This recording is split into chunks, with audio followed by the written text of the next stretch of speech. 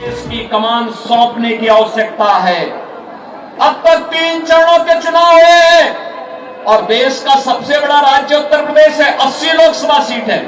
और हमने तो तय किया उत्तर प्रदेश वासियों ने कि 80 की 80 लोकसभा सीट पर कमल खिलाएंगे, मोदी जी को 80 की 80 मोदी जी के गले में पहनाएंगे।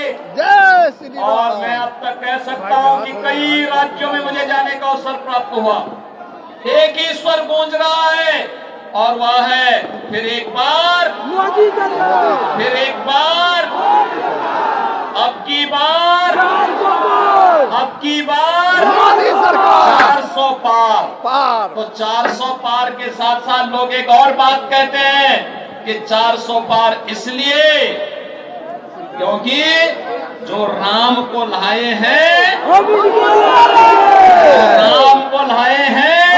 उनका पाकिस्तान प्रेम जग रहा है। आप देख रहे होंगे, उनका पाकिस्तान प्रेम जग रहा है। राम भक्तों पर गोली चलाते हैं और बहन और भाइयों किसी माफिया के मरने पर मातम मनाते हैं। ये लोग राम भक्तों पर गोली चलाने वाले लोग रामद्रोही क्या सत्ता में जाएंगे क्या? क्या इनको जाने का अधिकार होना चाहिए क्या? बहन और भाइयों, बिहार में लालू जी के नेतृत्व में कांग्रेस और लालू जी के राज में बिहार में अराजकता चरम पर पहुंची थी।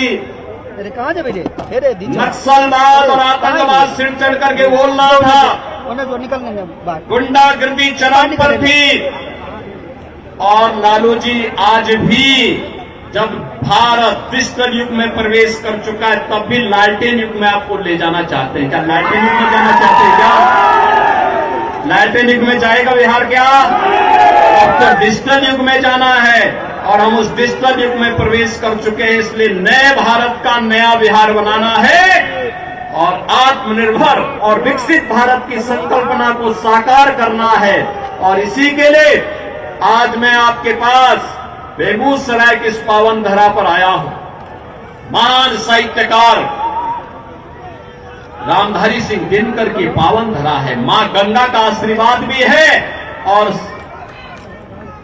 साहित्य की देवी, ज्ञान के अधिष्ठात्री देवी मां सरस्वती जिनके स्वर में गूंजती थी, ऐसे महान कवि की इस पावन धरा को कोटि कोटि नमन भी कर लो और आपका आह्वान भी कर लो।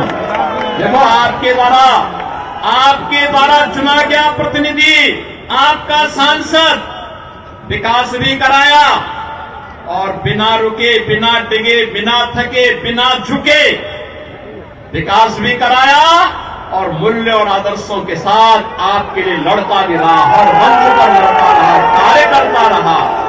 ऐसे प्रतिनिधि बार बार चुने जाने चाहिए। चुने जाने चाहिए कि नहीं चुने जाने चाहिए? चुने जाएंगे ना? और भाइयों, चुनाव के दौरान जनप्रतिनिधि से ये उम्मीद करना कि घर घर जाए, संसदीय क्षेत्र बहुत बड़ा होता है, बहुत कठिन होता है क्योंकि जाना होता है। इसलिए मेरी आपसे अपील होगी कि मोदी जी का प्रतिनिधि बनकर और स्वयं गिरिराज सिंह बनकर के घर घर जाकर के घर घर जाइए, देश को बचाने के लिए आगे आइए। एक कांग्रेस और आरजेडी का गठबंधन भारत के विभाजन की नींव तैयार कर रहा है। बाबा साहब भीमराव अम्बेडकर के द्वारा बनाए गए संविधान में ओबीसी, एससी एसटी के आरक्षण पर सेम लगाने की तैयारी कर रहा है और यह छूट इनको कतई मत देना, क्योंकि बाबा साहब भीमराव अम्बेडकर ने कहा था कि धार्मिक आधार पर हिंदुस्तान में आरक्षण नहीं हो सकता है और यह आरक्षण हमें धार्मिक आधार पर नहीं होने देना चाहिए। लालू जी के सर पर फूटी पड़े हैं कि सभी मुसलमानों को ओबीसी का आरक्षण मिलना चाहिए। अगर ओबीसी का आरक्षण आप उनको दे देंगे तो फिर हमारा ओबीसी कहां जाएगा? कहां जाएगा? और कांग्रेस ने एससी के आरक्षण को राजेंद्र सच्चर कमेटी बना करके पहले ही सेंध लगाने की शुरुआत की थी। बहनों और भाइयों, इनकी साजिश को सफल नहीं होने देना है।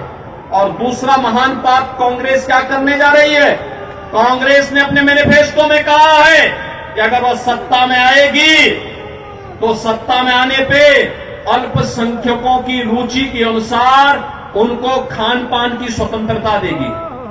बहन और भाइयों, मैं आपसे पूछना चाहता हूं, ऐसा कौन सा भोजन है जो अल्पसंख्यकों को रुचिकर लगता हो और बहुसंख्यकों को नापसंद हो? वह सत्तू तो सभी खाते हैं, बाटी चोखा भी सभी खाते हैं, लेकिन एक में है, हमारा बहुसंख्यक समाज कहता हम गौ मांस नहीं खाएंगे, गौ हत्या भी बर्दाश्त नहीं करेंगे।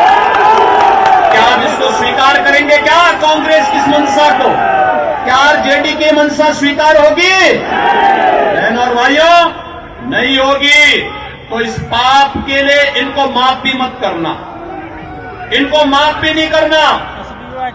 जो लोग रामद्रोही हैं, जो बाबा साहब भीमराव अंबेडकर के द्वारा बनाए गए संविधान को धार्मिक आधार पर बांटना चाहते हैं, जिन लोगों ने आपको विकास से वंचित किया, जो लोग बिहार में अराजकता के कारण थे, ये चुनाव उनकी जमानत को जब्त करने का एक माध्यम बनना चाहिए। सहमत हैं? सहमत हैं? तो हम आश्वस्त होकर के मैं मोदी जी को बताऊं कि बेगूसराय से गिरिराज सिंह की भारी जाएंगे ना? सभी लोग सहमत हैं? तो फिर मेरे साथ बोलेंगे भारत माता की, भारत माता की, भारत माता की जय श्री राम, जय श्री राम। मां भारती के ऐसे सपूत को पाकर और अपने बीच बेगूसराय की धराधाम पर हम स्वागत और अभिनंदन करते हैं। आदरणीय गिरिराज जी से आग्रह करते हुए सीएम योगी आदित्यनाथ को आप सुन रहे थे। बेगूसराय में सीएम योगी आदित्यनाथ की जनसभा चल रही थी, जहां पर महत्वपूर्ण बातें उनकी तरफ से कही गई। साथ ही साथ उन्होंने कहा कि बम्पर सीटों से, बम्पर वोटों से भारतीय जनता पार्टी उत्तर प्रदेश में इस बार प्रचंड जीत हासिल करेगी।